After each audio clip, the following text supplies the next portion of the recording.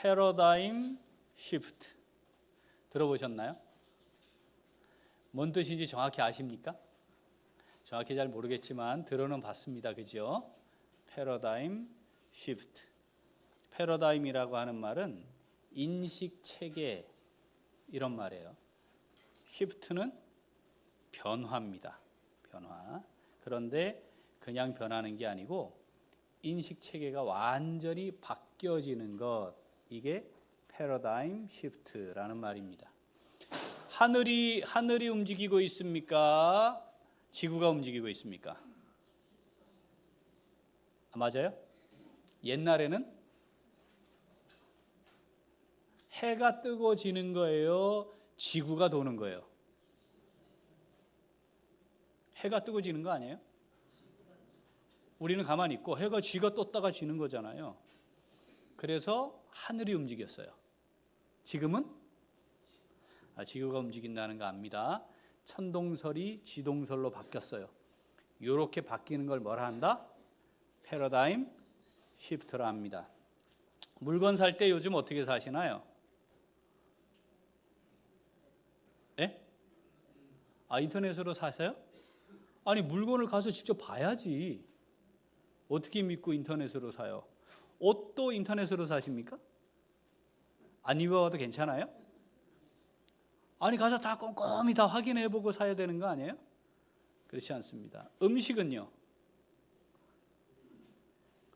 아니, 그 조리를 어떻게 하는지 어떻게 알 수 있어요? 믿을 수 있어요?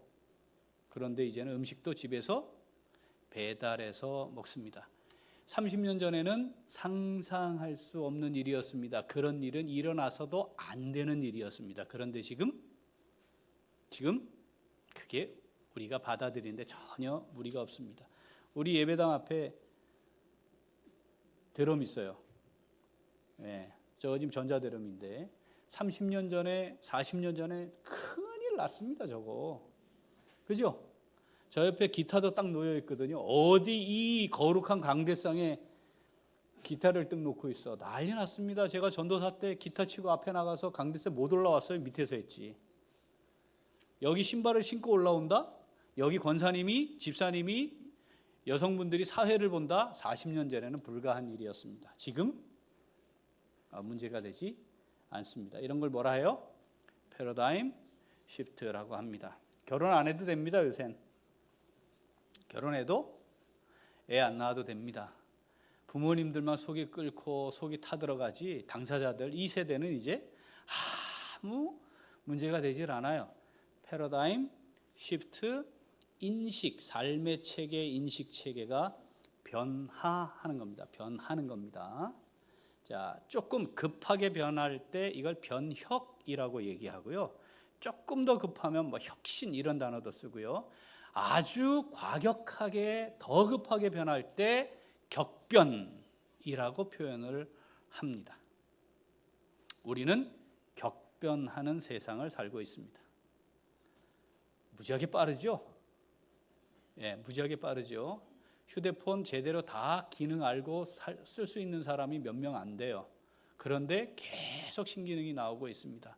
따라가기 허겁지겁합니다. 자, 그런데 신앙생활을 하는 성도들은 이런 변화와 비교할 수 없는 변화를 경험하는 사람들입니다. 격변이라는 용어로도 충분히 설명이 안 되는 변화를 경험하며 살고 있습니다. 멀쩡한데 내가 죽었다고 말하는 거예요. 죽은 적도 없는데 제가 주님과 함께 다시 살았다고 말하는 거예요. 보기에 멀쩡한데 내가 죄인이라고 고백하고 사는 거예요. 그러더니 나는 이제 이 땅을 나를 위해 살지 않아요. 이렇게 말을 해요. 제정신 아닌 겁니다, 이거. 이건 격변이라고 말할 수 있는 게 아니라 이건 도대체 뭐지? 뭐 이런 거 아니겠습니까? 내 만족과 기쁨, 이건 중요한 가치가 아니에요. 하나님이 영광 받으시느냐, 이게 가치입니다. 이거 이상해진 거예요, 사람이. 그걸 신앙생활의 시작이라고 말합니다. 그러니까 시작이 격변이었어요. 격변. 격변이라는 말로 충분하지 않아. 대격변 뭐 이쯤 해야 될 것 같아. 이게 말이 돼요? 그런데 이제 신앙생활을 시작했어요. 그러고 났는데 말씀 묵상하고 기도하는 게 제일 중요하대. 우리 지난주에 같이 따라했죠. 오늘도 해볼까요? 성경 없이는 아침 드셨어요? 그럼 반드시 지금 성경 읽고 오신 거죠? 말씀도 먹었고 밥도 드신 거죠?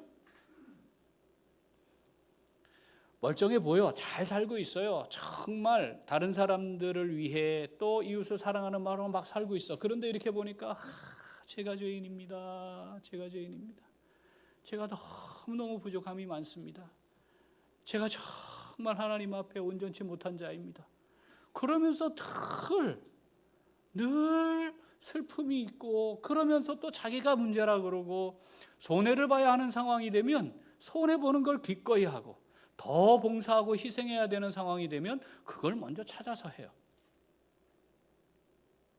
그런데도 말하기를 제가 죄인 중에 계십니다. 한번 어쩌다가 좀 헷가닥한 것 같았는데 계속 헷가닥한 채로 사는 거예요. 그러면서 저는 이 땅의 삶이 전부가 아닙니다. 이 땅에 제 마음이 없습니다. 제가 거할 곳은 이 땅이 아닙니다. 저는 지금 나그네로 살아가고 있고요. 제가 지금 가고자 하는 곳은 이 땅에 있는 것과 다른 것입니다. 제 소망은 여기에 있지 않습니다. 한번 헷가닥하고 다시 제정신이 되는 줄 알았더니 계속 그 상태로 가고 있는 겁니다. 그러니까 격변이 일어나더니 격변이 유지되고 계속 더 깊어지는 과정을 지나가고 있는 거죠. 이걸 신앙생활이라고 합니다. 그리고 이 땅의 삶이 끝났습니다. 그랬는데 신령한 몸으로 변화가 일어나더니 영원한 처소로 올라갔어요. 거기는 길바닥이 금으로 포장되어 있어요. 이 세상에서 볼 수 없는 진귀한 것들로, 그리고 왕이신 주님과 함께 왕 노릇한대요. 이 땅에 있는 썩어질 것과 다른 썩지 않고 더럽지 않고 쇠하지 않는 기업을 잊고 산대요. 격변의 끝이에요. 이런 걸 요즘 표현으로 역대급 이렇게 얘기하죠. 어라, 신앙생활은 시작이 격변인데 과정도 격변이더니 끝은 더더욱 격변이 되는 거죠. 그렇다면 신앙생활을 유지하며 신앙생활의 여정을 살아가고 있는 사람들은 늘 뭘 경험하고 있는 중이에요. 지금 격변, 표현으로 이 말로 다 담아낼 수 없는 놀라운 변화를 계속해서 경험하며 지금 살아가고 있는 거죠. 하나님의 인도하심을 따라 살아가는 것, 그게 신앙생활이라고 하면, 하나님의 말씀에 순종하며 살아가는 것, 그것이 신앙생활이라고 한다면, 우리는 끊임없이 나로부터 시작되는 이 격변을 계속 반복하며 살아가게 되어 있는 겁니다. 우리가 지금 살피고 있는 사도행전 10장의 고넬료와 베드로의 만남, 이건 인류 역사에 이방인에게 공식적으로 복음이 증거되고, 그래서 이제는 혈통과 상관없이, 율법적 제한과 상관없이 모든 사람에게 구원이 임한다는 것이 공식적으로 선언된 사건입니다. 이방인에게도 이제 복음이 증거돼야 해요. 뭔 소리야? 그들과 접촉만 해도 우리가 부정해지는데, 죄를 짓는 건데, 아니 그럼 그들과 접촉을 해야 된단 말이야. 이게 깨지지를 않는 거죠. 아니 그리고 저들이 어떻게 언약 백성이 될 수 있어요? 언약 백성은 아브라함의 후손들인데 어떻게 저들에게도 하나님의 구원의 은혜가 임한단 말입니까? 그럴 수 없습니다. 율법도 없는 자들이, 할례 받지도 못한 자들이 어떻게 구원을 받을 수 있단 말입니까? 그들에게 가란 말입니까? 이건 받아들일 수 없었던 수천 년, 최소 4천 년 이상을 명맥을 이스라엘 백성 선민으로 유지하게 한 틀이었습니다. 인식 체계. 그런데 하나님의 뜻은 뭐였습니까? 땅 끝까지 복음이 증거돼야 하고 인류가 구원받아야 하고 그것을 위해 너희들이 증인이 될 것이야. 이게 예언이었단 말이죠. 그렇습니까? 이게 진짜입니까? 이게 하나님의 말씀입니까? 그렇게 되는 건가요? 이게 받아들여지려면 공인될 만한 사건이 하나 있어야 해요. 누가 봐도 진짜네. 이거 아닌 것 같은데, 너무 비약인데, 이건 다르게 쳐다볼 수도 있다. 뭐 이렇게 되면 안 되고, 누가 들어도 인정할 수밖에 없는 어떤 사건이 필요한데, 그것이 고넬료와 베드로의 만남입니다. 천동설이 지동설로 바뀌는 것보다 더 강력한 격변의 상황인 거죠. 자, 하나님이 고넬료에게 말씀하셨습니다. 가서 베드로를 청하라. 여러분, 지금 로마는 얼마 전에 이 내란 음모를 가졌던 한 사람을 십자가에 못 박아 처형했습니다. 위험했죠. 그냥 두었다가는 큰일 날 뻔한 겁니다. 따르는 무리도 만만치 않게 많았어요. 거기다가 그 사람이 능력이 대단하죠. 죽었던 사람도 막 살려내요. 그러니까 이러다가는 이거 전복될까, 뭐 그런 거 아니겠어요? 그래서 아무나 달지 않는 십자가에 달아 죽였습니다. 국가 반란죄입니다. 참혹하게 죽였습니다. 그리고 국가 반란죄로 죽였기 때문에 그를 따르는 자들은 재판할 필요도 없이 죽일 수 있는 겁니다. 그걸 적절하게 이용한 사람이 누구였습니까? 사울이었습니다. 그래서 그들을 잡아 죽이려고 다른 나라에까지 갔단 말이죠. 그런데 그 로마 제국을 지키고 이 땅을 로마 법에 따라 다스리는 그 권력의 최정점에 있던 사람이 고넬료였습니다. 그 로마 부대들 중에 로마인이 아닌 사람들도 다 섞여 있는, 용병들이 섞여 있는 로마 군대가 굉장히 많았어요, 전 세계에. 그런데 그 부대는 로마 사람들로 구성이 된 엘리트 중에 엘리트들이 모여 있는, 제일 잘 나가는 사람들이 모여 있는 그 부대의 지휘관이었단 말이죠. 그런데 누구를 불러서 얘기를 들으라고요? 바로 그 국가 반란죄를 획책해 죽였던 그를 따르는 잔당들의 우두머리를 부르라는 겁니다. 고넬료는 고민해야 했습니다. 어디 모르게 살짝 가서 만나는 것도 아니고 총독 관저가 있는 바로 그것으로 대낮에 사람들이 다 알도록 부르라는 겁니다. 고넬료는 모든 걸 다 잃어버릴 수 있는 위협 가운데 놓이게 되는 거죠. 돈 조금 사라지는 거, 뭐 이런 차원이 아니에요. 모든 걸 다 잃는 겁니다.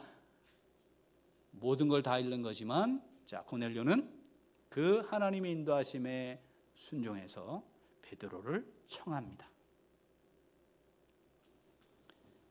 고넬료의 인생의 대격변이었습니다. 지금까지 선민 이스라엘로 자라 그 뼈가 굵었습니다. 그리고 예수님을 만나긴 했지만 율법을 어기는 일을 하지 않고 살았던 사람입니다. 큰 박해가 나서 다 흩어지고 명맥만 남은 예루살렘 교회의 최고 지도자로 있으면서 그걸 지켜내기 위해 정말 많은 일들을 해야 했을 것이고, 거기다가 하나님께서 말씀하신 대로 복음을 전하기 위해 이곳저곳 성령의 인도하심을 따라 지금 복음을 전하고 있습니다. 그런데 그의 머리에는 개만도 못한 이방인들이, 개 같은 이방인들이, 절대로 거룩한 하나님의 법을 따라 살아갈 수 없는 그들이 똑같이 나와 구원받은 형제가 된다는 것 절대 받아들일 수 없는 겁니다.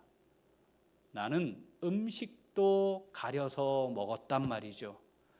먹지 말라 한 짐승 먹지 않았단 말이죠. 그런데 하나님이 고넬료를 따라가라, 고넬료에게 가라 말씀합니다. 어디로 간다고요? 총독이 벌겋게 통치하고 있는, 빌라도가 머물고 있는 바로 그곳으로 가는 겁니다.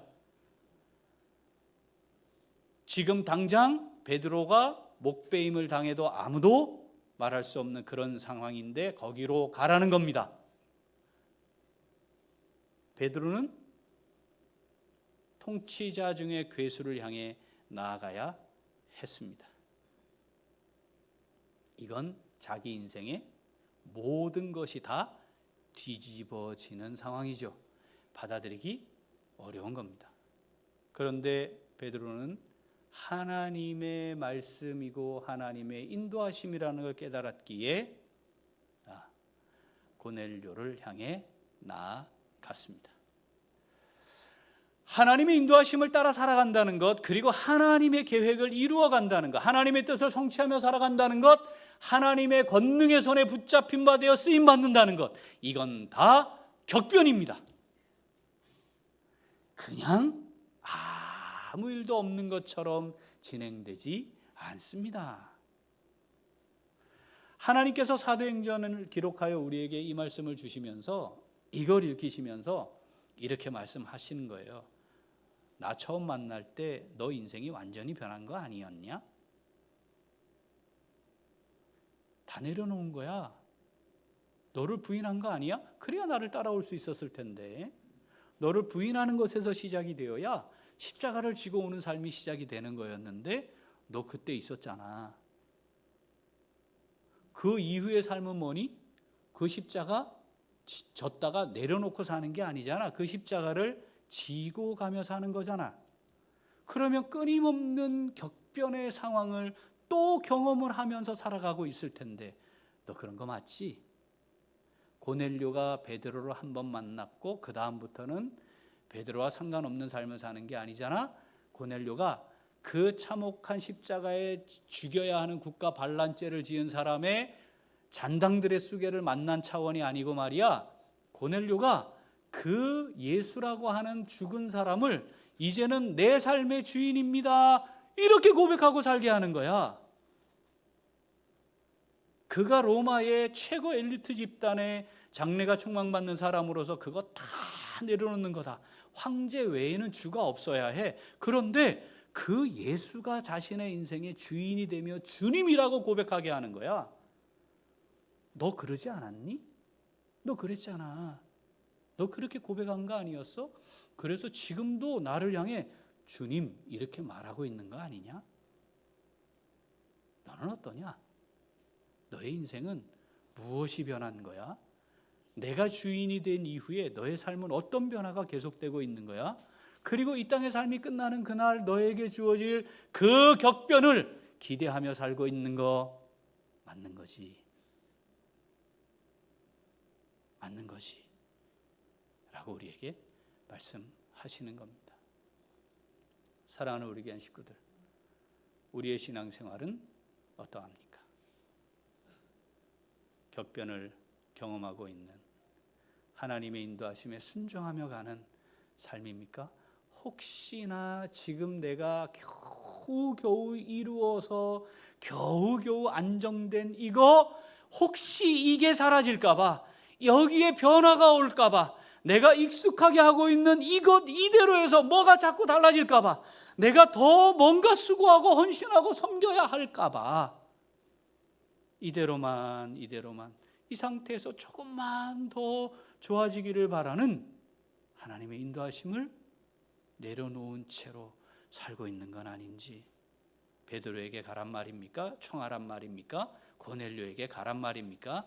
그게 현실적으로 하나님 무슨 의미인지 아시고 말씀하시는 거예요? 혹시 우리 그런 상태에 머물러 있는 것은 아닌가 살펴보아야 합니다. 우리는 격변을 경험했고 격변의 과정을 지나고 있고 격변에 의해 우리에게 약속된 하나님의 위대하고 영원한 영광스러운 그것을 향해 가고 있는 신앙생활을 잘 감당할 수 있어야 합니다. 그렇게 신앙생활의 여정을 잘 지나갈 수 있는 우리 모두가 될 수 있기를 소원합니다. 자, 오늘 이 말씀 내게 주신, 우리에게 주신 말씀인 줄 믿습니다. 자, 그렇다면 이 말씀에 응답한 우리 어떻게 살아야 할까요? 같이 읽습니다.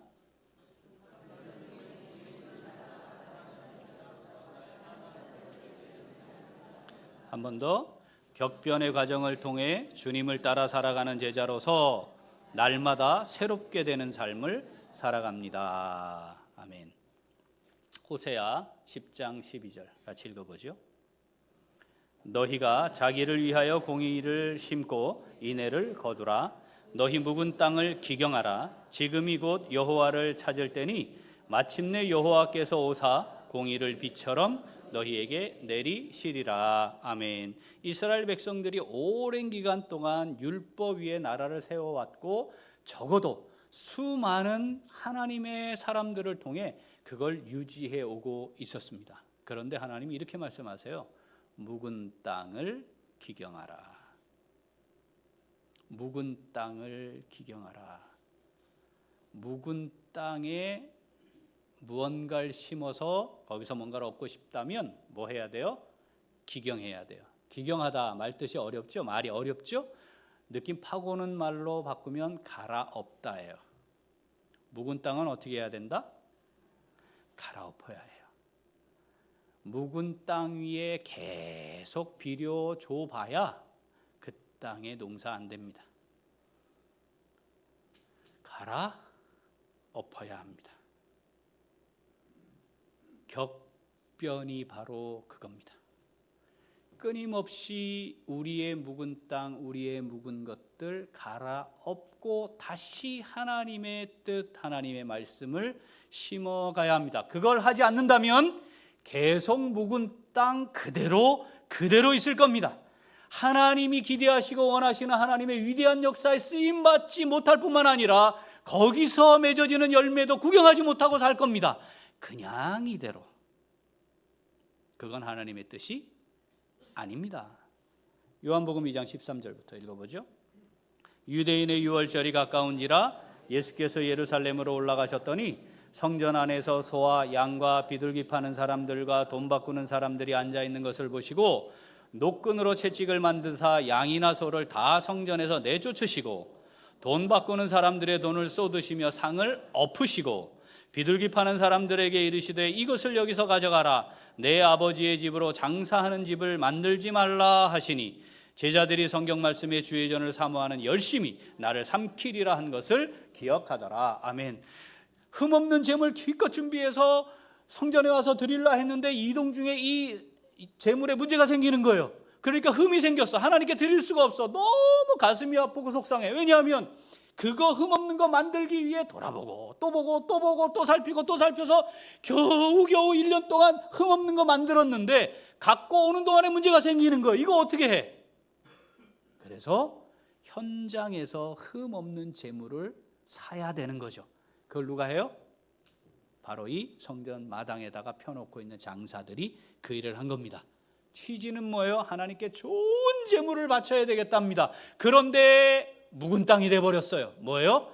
거기에서 이익을 취하는 자들의 소굴이 되고 말았고 흠없는 재물을 준비하기 위해 또 살피고 또 살피고 또 돌보고 또 돌보고 하나님을 사랑하는 마음을 담아 그 재물을 하나님께 드리는, 하나님이 이걸 원하셨는데 아무 상관없는 거예요. 뭐만 준비하면 돼요? 돈만 준비하면 돼요. 그거 가지고 가서 좋은 재물 드리고 하나님 좋은 재물 드립니다. 뭐 이렇게 된 거죠. 갈아 엎어야 돼요. 주님 어떻게 하셨대요? 둘러 엎으시고. 이게 처음 공생의 시작하시고 예루살렘 성전에 가서 하신 일이에요. 마태복음 21장 12절부터 읽어봅니다. 예수께서 성전에 들어가사 성전 안에서 매매하는 모든 사람들을 내쫓으시며 돈 바꾸는 사람들의 상과 비둘기 파는 사람들의 의자를 둘러 엎으시고 그들에게 이르시되 기록된 바 내 집은 기도하는 집이라 일컬음을 받으리라 하였거늘 너희는 강도의 소굴을 만드는도다 하시니라. 아멘. 둘러 엎으셨습니다. 예수님이 동작도 굉장히 민첩했어요. 처음 공생이 시작할 때는요, 옆에서 노끈을 어디서 또 보셨는지 그거 가져다가 잘 엮어서 채찍 만들어서 그 채찍으로 짐승들 다 내쫓은 겁니다. 둘러 엎으시고. 우리의 신앙생활이 묵은 땅이 되어갈 가능성이 매우 높습니다. 매우 높습니다. 하나님을 향한 찬양에 감격 없이 성가대할 수 있습니다. 묵은 땅입니다. 여기 서 있는 이 목사가 삶과 상관없이 지 멋대로 좋은 말로 만들어서 설교할 수 있습니다. 묵은 땅입니다. 교사가 맡겨진 영혼들을 돌아보고 살피고 어떻게 하면 하나님의 말씀으로 하나님 자녀로 잘 양육할까? 가정은 무너졌으니 이게 마지막 보루인데, 그래서 그런 감격으로 그 마음으로 하지 않으면 묵은 땅입니다. 지금까지 내가 해오던 거, 익숙한 거, 바뀌는 거 거부하고 이대로 갑시다. 자꾸 왜 헌신을 강요하세요? 왜 더 섬기라 합니까? 왜 내가 더 희생해야 합니까? 묵은 땅입니다. 신앙생활이 격변의 연속이라는 사실을 잘 알고 그걸 경험하고 살아가는 사람은 끊임없이 내 안에 있는 죄의 문제와 싸우며 거룩함을 이루어가기를 원하는 사람은 내가 묵은 땅이 되지 않도록 하기 위해 기경해야 한다는 사실을 잘 알게 되어 있습니다. 말씀의 원리가, 말씀이 내게 임해 말씀의 원리가 내 삶의 기준이 되면 끊임없이 충돌하지 않습니까? 여러분이 충돌을 경험해야 합니다. 계속 충돌이 일어나야 하는 겁니다. 이 컵의 물이 깨끗해지면 깨끗해질수록 작은 티도 선명하게 보이니까 거룩함을 이루어가면 갈수록 하나님, 제가 제일 큰 죄인입니다. 하나님, 제가 죄인 중에 계십니다. 이 고백이 나와야 하는 거죠. 말씀대로 살려고 하는데 잘 됩니까? 안 되잖아요. 잘 돼요? 안 되잖아요. 오호라, 나는 곤고한 사람이로다. 누가 이 사망의 몸에서 나를 좀 건져내 줬으면 좋겠다. 여러분, 이 단식이 있어야 정상이잖아요. 우리 지난 한 주간만 좀 돌아보죠. 여러분, 정말 나의 이 온전치 못함, 우리가 온전치 못해요. 이 온전치 못함 때문에 하나님의 말씀이 내게 임했을 때 거기서 무릎이 꿇려지고 하나님 앞에 엎드려 눈물을 흘리며 하나님, 제가 이 모양입니다. 여러분, 있었습니까? 있었습니까? 그게 없는데 신앙생활을 하고 있는 거라고요? 속지 마세요. 거짓말입니다. 그런데 우리는 신앙생활을 잘하고 있다고 생각할 수 있어요. 속지 마세요. 가라 엎어야 합니다. 그 땅 잘 다지고 암만 좋은 비료 줘봐야 안 되는 겁니다.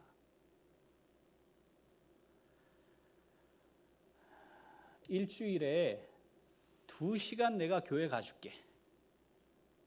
예배는 1시간인데 가끔 목사님 설교가 기니까 뭐 1시간 한 10분 20분 되고, 그래도 또 예배 시간 딱 맞춰 가면 그건 좀 그렇지. 그러니까 내가 10분 빨리 가줄게. 그리고 끝나고 나니까 뭐 자꾸 밥 먹으라 그러는데 또 뭐 밥이야 먹어야 되니까 내가 한 30-40분 밥 먹어줄게. 나 일주일에 2시간 가줄게. 갈아엎어야 합니다. 이거 신앙생활 하는 거 아닙니다.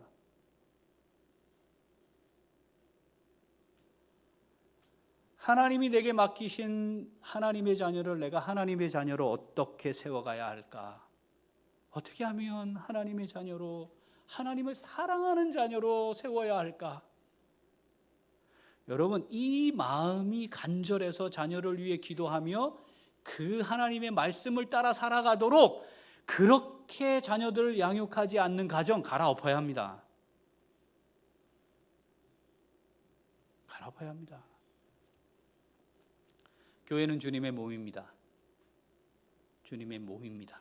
하나님의 영광을 위해 이 땅에 존재하고 있는 하나님의 뜻을 이루어드리기 위해 모인 사람들의 공동체입니다. 그런데 여기에 하나님의 뜻이 없고 우리끼리 내가 좋은 대로 진행되고 있는 묵은 땅이면 완전히 갈아엎어야 합니다. 하나님의 부르심에 응답해서 하나님이 맡기신 교회를 위해 내 생명을 드리겠다 하는 목사가 아닌 사람들이 와 있으면 이거 갈아엎어야 합니다. 그게 저면 갈아엎어야 합니다. 하나님이 천하보다 귀한 생명을 내게 맡기셨다는 사실을 인정하고 인식하고 그들을 위해 헌신하는 교사들이 없는 교회 갈아엎어야 합니다. 하나님이 내게 안수하여 기름 부어 하늘의 신령한 직분을 내게 맡기셔서 주님의 교회를 주님의 몸된 교회로 잘 세워가도록 하셨다. 그걸 인정하고 그걸 위해 헌신하는 주의 종들이 모여있는 교회가 아니면, 그게 아니면 갈아엎어야 하는 겁니다. 제발 오후 예배 좀 참석해 주세요. 오후에 중직자들 필참입니다. 교사들 필참입니다. 이런 광고하는 교회 갈아엎어야 합니다.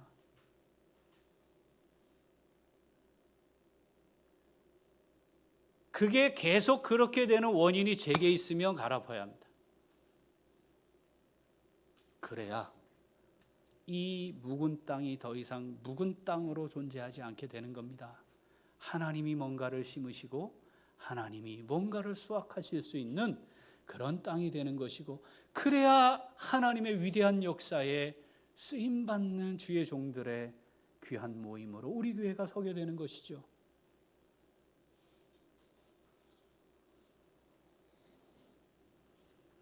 하나님이 우리 교회를 향한 위대한 계획과 뜻을 가진 줄 믿습니다.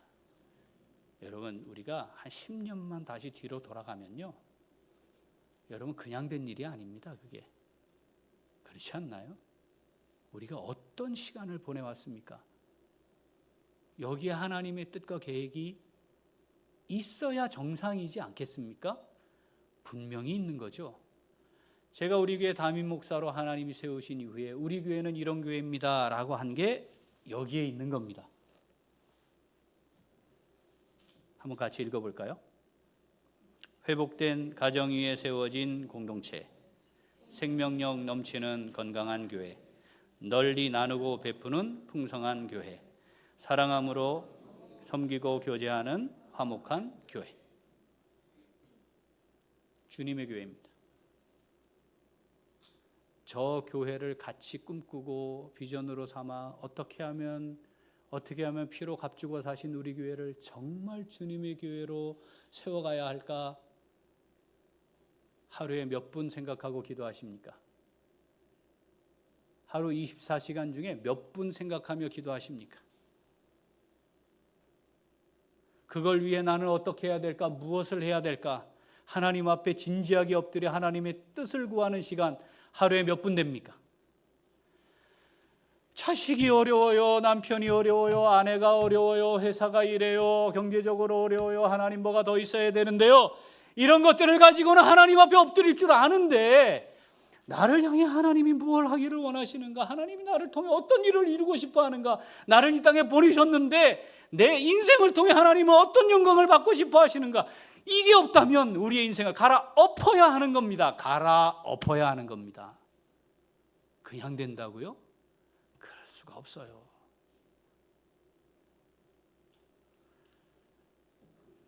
하나님께서 우리 교회를 향한 분명한 위대하고 멋진 계획을 갖고 계십니다. 우리가 아멘이 안 되는 이유는 이걸 붙들고 살지 않기 때문이에요. 하나님 우리 교회를 향한 위대하고 멋진 뜻을 지니고 계시는 줄 믿습니다. 부흥, 우리의 일이 아니에요. 누구의 일이에요? 하나님의 일입니다. 하나님이 하실 겁니다. 이 어마어마한 우리가 상상할 수도 없었던 그 과정을 거치고 정말 예측하지 못한 상황 때문에 우리가 눈물을 흘리고 하나님 앞에 엎드리고 또 마음을 추스리고 마음을 모은 이 과정을 지나오게 하신 것에는 하나님의 뜻이 있습니다. 그냥 된 일이 아니란 말이죠. 이것이 우리의 하나님을 향한 한 마음의 고백이어야 합니다. 우리 잘 먹고 잘 살다 주님 앞에 서는 게 이 땅의 삶의 이유라면 갈아엎어야 합니다. 우리를 향한 하나님의 인도하심이 있습니다. 그냥 된 게 아닙니다. 회복된 가정 위에 세워진 공동체, 건강하고 풍성하고 화목한 교회, 그래서 주님이 기뻐하시는 원하시는 것 멋지게 이루어드리는 우리 교회, 주님의 교회로 잘 세워가고 우리의 삶이 그렇게 하나님의 뜻을 멋지게 이루어드리는 삶이 될 수 있기를 간절히 소원합니다. 아멘. 기도하겠습니다. 하나님 아버지,